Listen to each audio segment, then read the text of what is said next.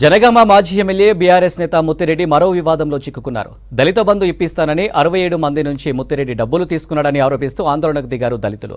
ఒక్కొక్కరి నుంచి ₹1,00,000 తీసుకున్నాడని ఆరోపిస్తూ నర్మెట మండలంలోని ముత్తిరెడ్డి ఫామ్ హౌస్ ముట్టడికి యత్నించారు బాధితులు. ముత్తిరెడ్డికి వ్యతిరేకంగా నినాదాలు చేశారు. పరిస్థితి ఉద్రిక్తంగా మారడంతో పోలీసులు రంగంలోకి దిగారు.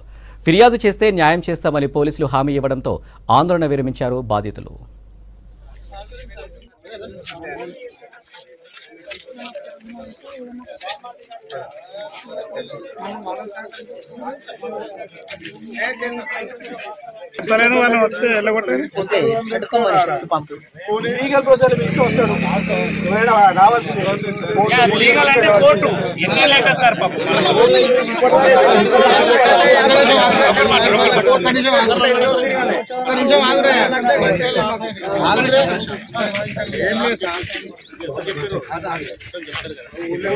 మార్కెట్ ఇంటిమేషన్ వచ్చిందంటే రావచ్చు.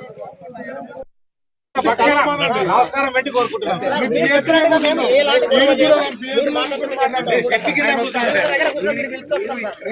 పాజిటివ్ వేలోనే ఉన్నాం.